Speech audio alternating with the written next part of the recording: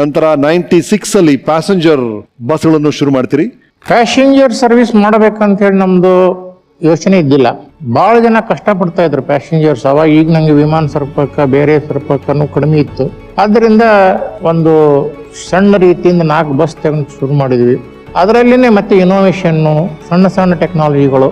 Suppose ಒಂದು ಮಹಿಳೆಯ ಪಕ್ಕದಲ್ಲಿ ಇನ್ನೊಬ್ಬ ಪುರುಷ ಬರಲ್ಲ, ಟಿಕೆಟಿಂಗ್ ನಲ್ಲಿ ನಮ್ಮ ಸಾಫ್ಟ್ವೇರ್ ನಲ್ಲಿ ವಿ ಆರ್ ಟೇಕನ್ ಕೇರ್. ಆ ಸೀಟ್ ಖಾಲಿನೂ ಹೋಗುತ್ತೆ, ಅಷ್ಟು ಲುಕ್ಸಾನ್ ಆದ್ರೂ ಪರವಾಗಿಲ್ಲ. ಸಣ್ಣ ಸಣ್ಣ ವಿಷಯ, ಹಾಗೆ ಟಾಯ್ಲೆಟಿಂಗ್ ಫೆಸಿಲಿಟಿ, ಕ್ಲೀನಿನೆಸ್ ಆಫ್ ಟಾಯ್ಲೆಟಿಂಗ್, ಎಲ್ಲಿ ಡ್ರೈವರ್ಗಳು ಯಾವ ಹೋಟೆಲ್ನಲ್ಲಿ ನಿಲ್ಲಿಸ್ತಾರೆ ಅದಕ್ಕೂ ಕೂಡ ನಾವು ಇಂಪಾರ್ಟೆನ್ಸ್ ಕೊಟ್ಟಿದ್ವಿ. ಇದು ಕೇವಲ ರೆವೆನ್ಯೂ ಅಂತಲ್ಲ, ಕ್ಲೀನಿನೆಸ್, ಸೇಫ್ಟಿ ಫ್ಯಾಕ್ಟರ್. ಡ್ರೈವಿಂಗ್ ಮಾಡುವಾಗ ಅವ್ನಿಗೆ ನಿದ್ದೆ ಬರುತ್ತೆ.